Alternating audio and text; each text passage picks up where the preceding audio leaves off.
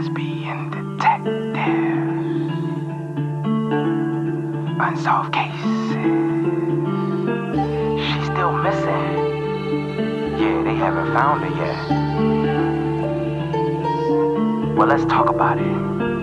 They say he vanished without a trace. Could it be a psychotic break or a tragic accident? Police don't know where the body went. Unsolved murders, body still missing. That's unheard. Where's the witness? Lesbian detectives, what's going on? City on high alert, this out the norm. He did what, the who? Man, that ain't real, these crimes ain't true. Then come uncover these theories with us. We live right now, tuning in is a must. Right now, lesbian detective. We about to start the show, so get your popcorn ready to go. Pay attention to the message I present to you, the lesbian detectives. This is Lesbian Detectives. I'm Sarah. And I'm Elizabeth. And we are here talking about missing and unsolved murders. We are discussing cases that you have forgotten about or never even heard of. So sit back, relax, and let's start this podcast.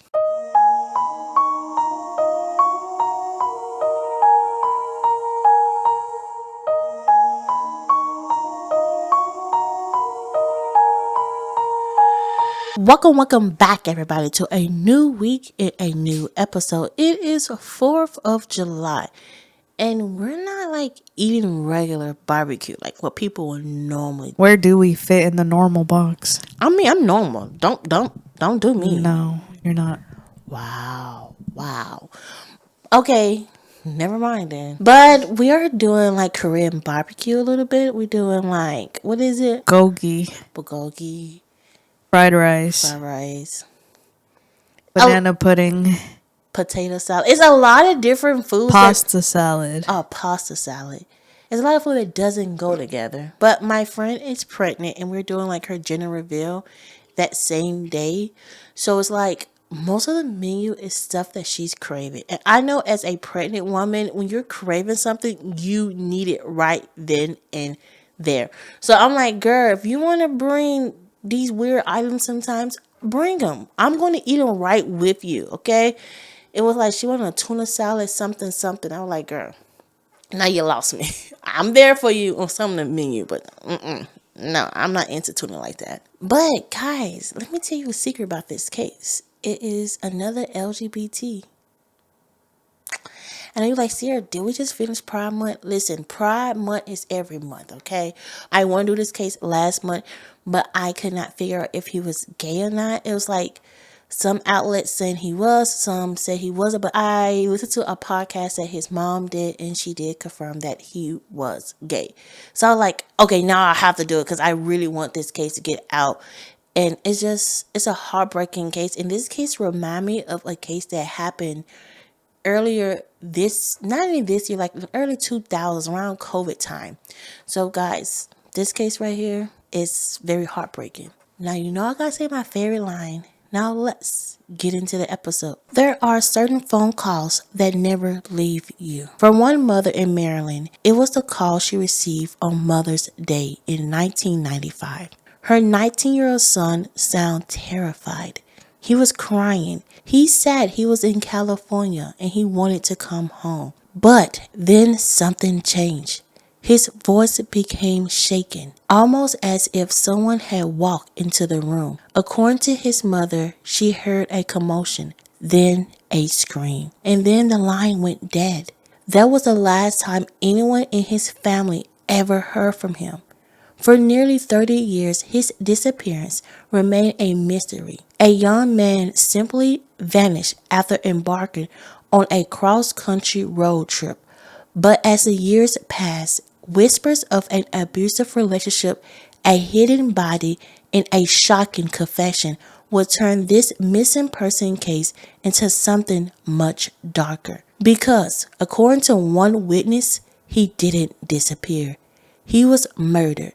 And someone may have gotten away with it. This is the case of Donnie Izzett Jr. Before Donnie Izzett Jr. became a missing person case, he was just a kid from Weston, Maryland with big dreams. Donnie was born on November 5th, 1975 in Kentucky to Deborah and Donald. Not long after he was born, his mother moved him to Maryland, where he spent most of his childhood. From an early age, it was clear that Donnie was bright. He loved reading and was naturally curious about the world around him. Family and friends remember him as thoughtful and kind and intelligent. He was the kind of kid who was always seen to have a book and could strike up a conversation with just anyone. As he got older, that curiosity turned into ambition. At Fort Hill High School, Donnie excelled academically and graduated near the top of his class in 1993. The people who knew him believed he had a promising future ahead of him. He wasn't someone people worried about. He had goals, he had dreams, and he wanted to experience more of the world than the small town he grew up in. After graduation, Donnie enlisted in the Army, hoping to build a future for himself. But being away from his family was difficult, and while serving, he admitted that he was gay during the era of the military don't ask, don't tell policy. As a result, he was discharged in March of 1994. For a 19-year-old still trying to figure out who he was, it couldn't have been easy. But Donnie didn't let that setback define him. He returned to Maryland and enrolled in Forestburg State University, where he studied journalism. He loved writing and seemed to find his footing again. Then in the spring of 1995, after finishing his freshman year, Donnie decided to leave school and travel. At 19 years old, he was searching for adventure, independence, and maybe even a fresh start. No one in his family could have ever imagined that this trip would become the beginning of a mystery that would last for decades. Because within a matter of weeks, Donnie would make a terrifying phone call to his mother. Somewhere during this time, Donnie became involved with an older man named George, who went by Shane. Shane was 8 years older than Donnie. To some people, the relationship seemed exciting, adventurous. The two traveled together and spent time in Florida, Washington, and California. But behind the scenes, things may not have been as perfect as they appear. Several friends later told investigators that the relationship was trouble. One friend claimed Shane could be abusive and controlling towards Donnie. Another said that the couple had a pattern of arguing, separated, and then getting back together. It's hard to explain what was happening between the two during their final weeks because so much of the timeline comes from secondhand accounts and memories shared years later. What we do know is that Donnie remained in contact with his mother. On May 7, 1995, he visited his mother in Maryland. Nothing about the visit suggested it would be the last time she would ever see her son. A week later, on Mother's Day, May 14th, the phone rang. It was Donnie. And from the moment his mother heard his voice, she knew something was wrong. He was crying, not just upset or homesick. He sounded terrified. Donnie told her he was in St. Monica, California, and that he wanted to come home. He needed money and he asked if she could send him some. Then he said something that would haunt his mother for the rest of her life. He told her he would call back and let her know where to wire the money. But according to his mother, his tone suddenly changed. He sounded nervous, almost as if someone had entered the room or was standing nearby. The conversation became rushed. Then she heard a commotion. She later described hearing what sounded like a struggle and then a scream. The line went dead. At first, she probably expected the phone to ring again. Maybe the call had been disconnected. Maybe Donnie had dropped the phone. Maybe there was some explanation, but the phone never rang. Donnie never called back, and despite desperately waiting for another call, his mother never heard her son's voice again. But that brief and terrified conversation will be the last confirmed contact between Donnie and his family. And the mystery of what happened to him was only just beginning. After that Mother's Day phone call, everything about Donnie's life became difficult to piece together. Investigators would eventually discover that in the weeks leading up to his disappearance, Donnie had been all over the country. It almost seemed impossible to track. There were reports of him being in Florida, then California, then Mississippi, and somehow Arizona. The timeline is so confusing that even today, nearly 30 years later, investigators can't say with complete certainty where Donnie spent his final days. One of the biggest questions in this case is simply, was Donnie trying to get home, or was he trying to get away from someone? Friends would later tell investigators that Donnie and Shane's relationship had become unstable. One friend said Donnie had moved to Florida because of problems with Shane. Another claimed the two had gotten back together but continued to fight. Then there was another strange lead. A friend later told police that Donnie had called him from Mississippi.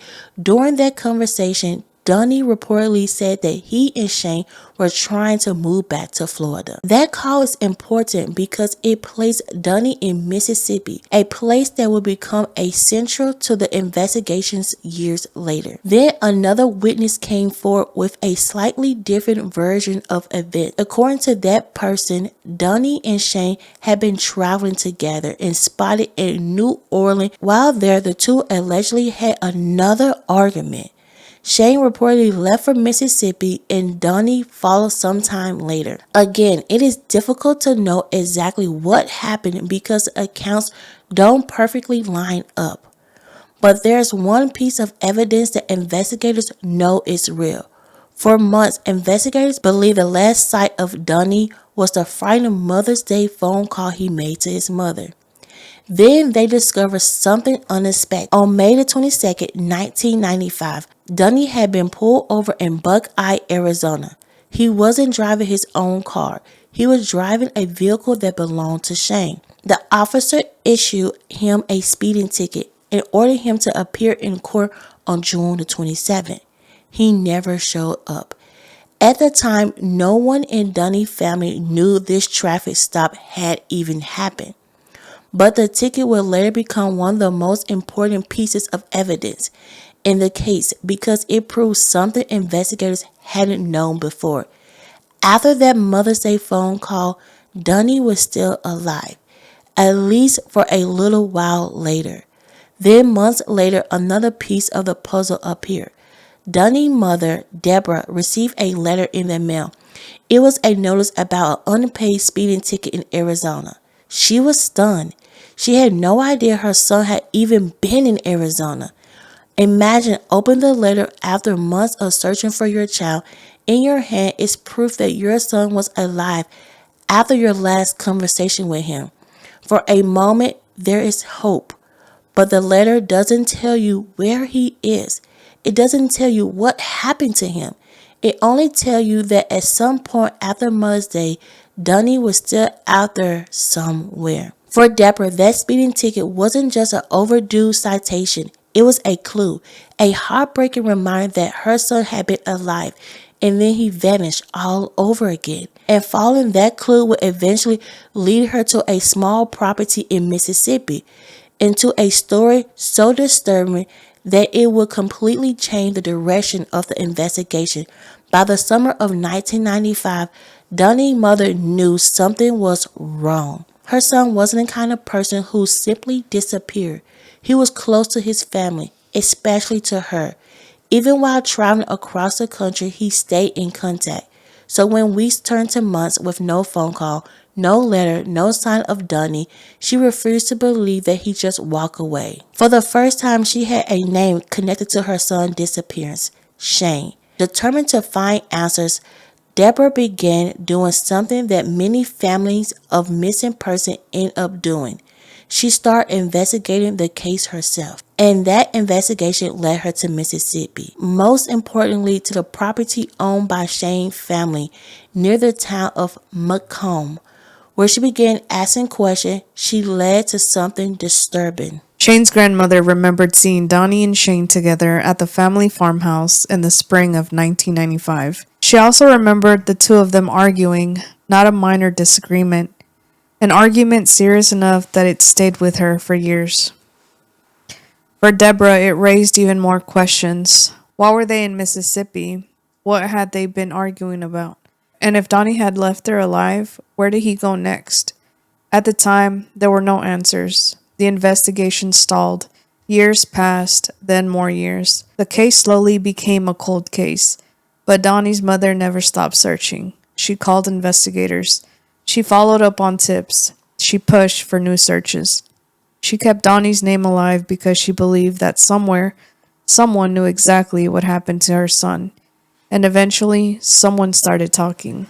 In 2019, nearly 24 years after Donnie disappeared, the case took a dramatic turn. A man named Kyle Everett Barnes came forward. Kyle had once been Shane's friend and roommate. According to Kyle, he had been carrying a secret for decades. He told investigators that in 1995, he received a frantic call from Shane. Shane needed help. Kyle claimed that Shane flew him to New Orleans and then drove him to Mississippi. During that drive, according to Kyle, Shane confessed to something horrifying. He said he had killed Donnie. Kyle told investigators that Shane claimed he and Donnie had gone into an argument because Donnie wanted to leave him. According to Kyle's account, Shane said he shot Donnie 3 times in the back. Then he showed Kyle the body. Kyle claimed that Donnie's body was naked and stuffed inside the trunk of Shane's green Mazda Miata. Imagine hearing that. For almost a quarter of a century, there had been no explanation for what happened to Donnie. Then suddenly, someone comes forward with a story that seems to answer every question. But it also raises 100 more. Why wait 24 years? Why come forward now? And if this story is true, where was Donnie? Kyle's answer was just as disturbing. He claimed that he helped dispose of the body. According to his statement, the two men burned Donnie's remains in a fire pit on the Gwenther family property in Mississippi. He even claimed that Shane believed no one would ever be looking for Donnie. No one except his mother. And if there is one thing this case has proven, it's that he underestimated her. Because for nearly 30 years, Deborah Skelly never stopped looking for her son. After Kyle's statement, investigators suddenly had something they had never seen before. A possible crime scene. For years, authorities had searched areas around Pike County, Mississippi, based on the tips and information that had come in. Search after search turned up nothing. Nobody. No physical evidence. Nothing that could tell Donnie's family what had happened to him. But Kyle's account gave investigators a specific location to focus on. The Gunther family property near Macomb, Mississippi. And for Deborah Skelly, this was both devastating and hopeful. Devastating because the story Kyle told was horrific. Hopefully because for the first time in decades, there was a chance she might finally get answers. In 2019, investigators and forensic team returned to the property. They searched the area where Kyle claimed Donnie's body had been buried. Then came a major development. Reports indicated the investigators discovered what were described as human-like remains at the burn site. For the first time in nearly 25 years, there was physical evidence that seemed to support the possibility that something terrible had happened there. But the discovery didn't immediately solve the case. The remains had to be analyzed. Investigators needed to determine exactly what had been found and whether it could be linked to Donnie. Additional searches were conducted in years later, including another dig in 2022, where more evidence was reportedly recovered. Still, many questions remain unanswered. Were the remains connected to Donnie? Was there enough evidence to support criminal charges? And if investigators believed a murder had occurred, why had no one been arrested? Those questions remain at the center of this case. As the criminal investigation continued, Donnie's family took another step. They filed a wrongful death lawsuit against Shane Gunther. The lawsuit alleged that Donnie died after a confrontation with Shane and accused him of responsibility for the young man's death. Shane denied the allegations. His attorney stated that there was no proof that Donnie had died as a result of any act committed by Shane. Eventually, the lawsuit was settled for an undisclosed amount. The terms of that settlement remain confidential, and it's important to note that a civil settlement is not an admission of guilt. But for many people following the case, the settlement raised even more questions. If Donnie simply disappeared on his own, why settle? If the allegations were completely untrue, why not fight the case all the way through court? Those are the questions that only the people involved know the answers to. Nearly 30 years have passed since 19-year-old Donnie called his mother and said he wanted to come home. Nearly 30 years since that terrifying Mother's Day phone call. Nearly 30 years since anyone can say with certainty that they heard his voice. During all that time, one person has never stopped searching: his mother. She has spent decades making phone calls, following leads, pushing investigators, and refusing to let her son's case be forgotten. Because, to her, Donnie isn't just a missing person, he's her child. The little boy who loved books, the bright student who graduated near the top of his class, the young man who had dreams of becoming a journalist, the son who called home when he was scared because he trusted that his mother would help him. Today, Donnie, Izzett Jr., remains officially missing. No one has been criminally charged in connection with his disappearance. Authorities continue to investigate, and despite the shocking allegations and the years that have passed, one thing remains painfully clear.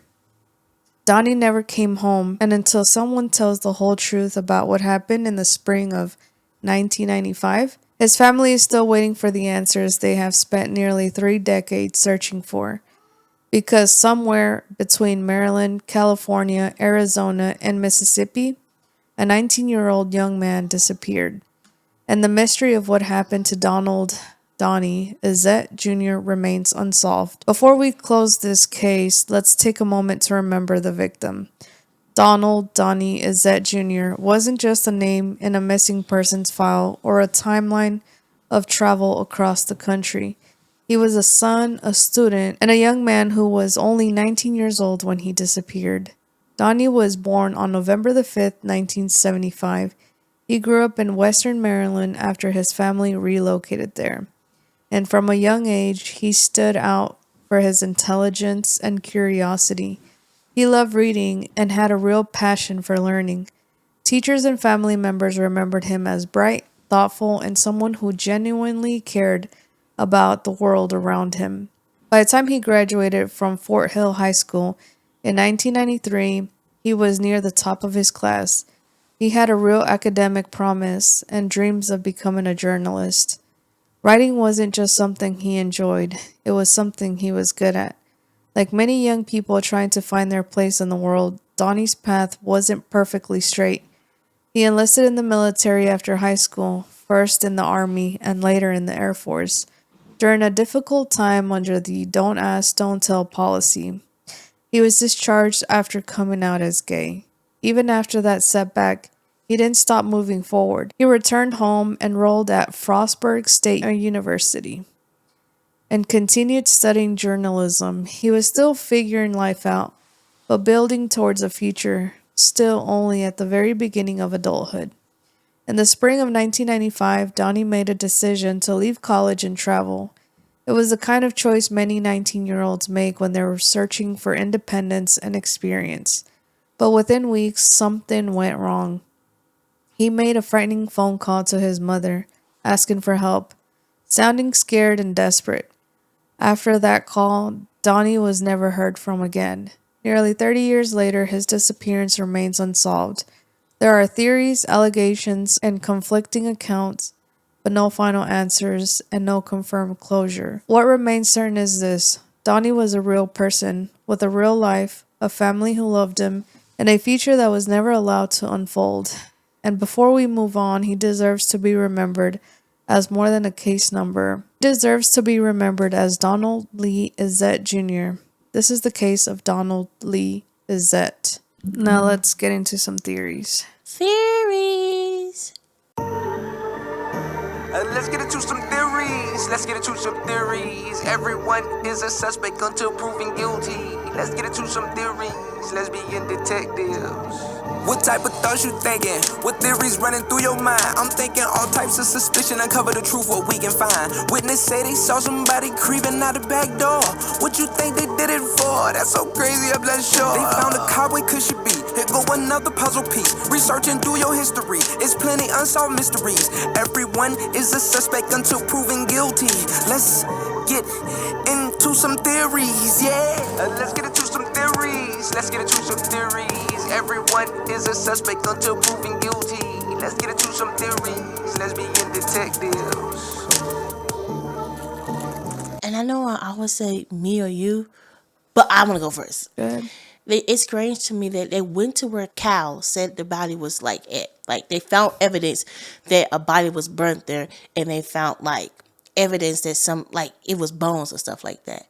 But you telling me that we don't have proof it is Donnie? Like that's what I'm confused at. Like we don't have proof that it's him. And like I always think about what his grandma said. His grandma like, yeah, they was here in Mississippi. They got into a big argument, and they left, and they left. But I feel like he died that day. That conversation, he died that day. Whatever happened, he died, and I feel like the grandmama, she knew what happened. She knew because you heard the arguments. That means you had to hear the gunshot. And to me, I feel like Donnie was fed up. He was tired. He was tired of Shane. He was like, you know what? I'm done. And for him to shoot him in his back, that means Donnie was walking away. He was leaving. And Shane did not want that. And to me, I feel like Shane's family might got pulled in Mississippi. Because you tell me you found evidence. Like, this was 24 years later when they found the evidence. You tell me you found evidence. Like, on the family land. Body, it's like, it's weird to me. Like, I don't know. Like, something seems so fishy that I can't. Like, the police never said, like, what they found on their land. They're like, oh, yeah, we found evidence. We saw where the body might be at. But, nothing. And then what happened to Cal? Like, we're not going to put Cal in jail because Cal, he should be placed in jail too. Because even though, like, he didn't commit the murder, he helped cover up the murder. And that's still a crime. So for him to say, hey, like, yeah, this is what happened. This is where the body at. Blah, blah, blah. They found evidence. All that stuff. Why is Shane still around? Usually the person that speaks gets some type of immunity or lesser sentence. I just don't know how Shane is still walking freely. Clearly, Kyle said that he did it because he was leaving him. Mm-hmm. And I don't know how he managed to weasel his way out. Right. But it could be because he was gay. It was back in 1995. You found evidence that the body was burnt there. So that means you have stuff. But I wonder, like, they never said, hey, it was Donnie body. They never said, hey, it was Donald. They never came out and said that. So that's what I'm confused about, because you found clues. 24 years later, you found clues that this body was burnt here and evidence that, like, a body was here. How we don't have, like, I don't know. It's just weird. But it also kind of checks out because Donnie called his mom saying that he wanted to leave. He needed some money. And Kyle said that Shane basically unalived him because he wanted to leave him. Like, that checks out. But, I mean, it could be true that he had his family, Shane's family, had some type of pull, because how do you bury all of this?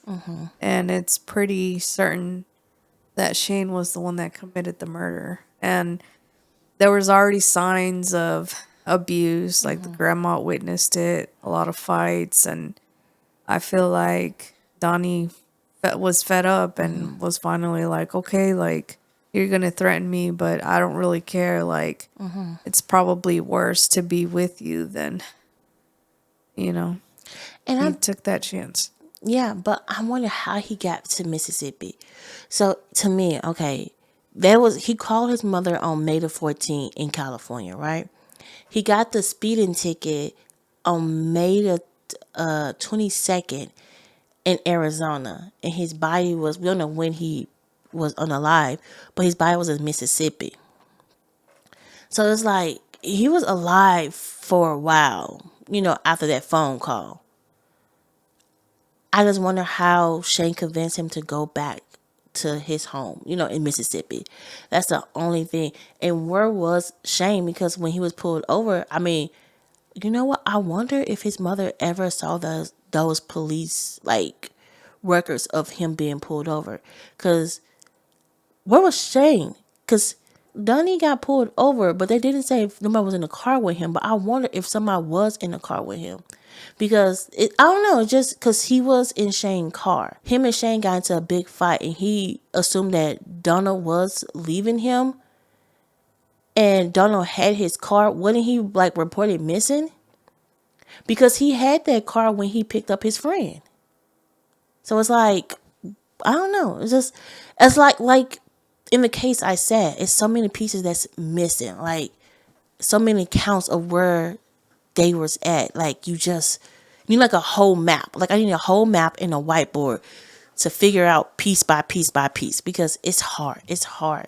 We know who did it. We know it was Shane, but I'm just trying to figure out, why is it still unsolved, and why is it still classified as a missing person, not a murder? Like, you see, I don't know why the police, I'm just stuck on what the police are doing, because listen to his mom doing an interview in a podcast. She's on, it was CBC podcast. It was called Someone Somewhere Out There. I forgot the name, guys. I listened to the whole thing today, season 6. I'll put everything in the description so you guys can listen to it, because it's more detailed than my podcast, because the mom is there telling the story and telling you everything she knows. But I'm just stuck on why the police haven't, you have a witness. You have a witness that say, hey, this is what happened. Took you where the body is. You found evidence, yes, somebody was burnt here, and we see evidence of body, of bones and stuff like that. But why is Shane still running around being free and living his best life, while Deborah, she can't even bury her son because she doesn't have his body. She's still searching for her son. And that's what I'm confused about. I don't get the police. I don't some cases. I'm police. This one, I'm just questioning why, because it seemed like so many evidence is pointing to Shane, and you got the evidence. What else do you need to take him to trial? Because I feel like Cal is a good person to have on the stand to convict him. I feel like he probably, I don't know. It's just weird. In this case, and again, I said this case reminded me of somebody. It reminded me of Gabby. Gabby, she was a young white girl who her and her boyfriend was traveling the United States, and she was unalive, and so much media was on this case, and we did bring her body home to her family. And I'm thinking oh my God, it's kind of like this case, because she was in an abusive relationship, and that person did unalive her. It's just hard because Donald didn't have the media on his side back then. He was kicked out the army, don't ask, don't tell policy. It's just hard. I mean, his mama called him a little nerd. Hearing her say it, because her son was so smart. She he my little nerd. It's just sad that this case is just still unsolved, because it's not unsolvable. It's you can solve it, because I'm trying to figure out what else we need. You got a witness. You found where the body was. Everything. What else? Because Shane's not going to say, hey, I did it. I don't believe at all Shane is going to say, hey, yeah, it was me. I don't know what the police is waiting for. I just feel like the family got pulled. That's just my that's just my thought. Come at me. But guys, my wife and I both agree it was Shane, and hopefully the police or somebody actually do their job and help Deborah bury her son and get the justice that she wants for her son.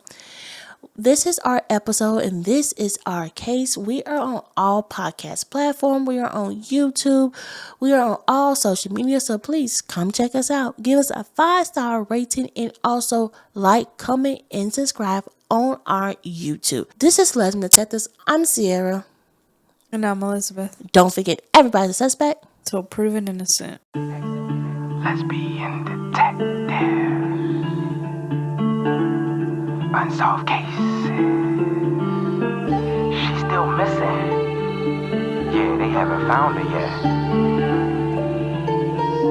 Well, let's talk about it. They say he vanished without a trace. Could it be a psychotic break or a tragic accident? Police don't know where the body went. Unsolved murders, body still missing. That's unheard. Where's the witness? Lesbian detectives, what's going on? City on high alert, this out the norm. He did what, the who? Man, that ain't real, these crimes ain't true. Then come uncover these theories with us. We live right now, tuning in is a must. Right now, lesbian detective. Lesbian detective. We about to start the show, so get your popcorn ready to go. Pay attention to the message I present to you, the lesbian detectives.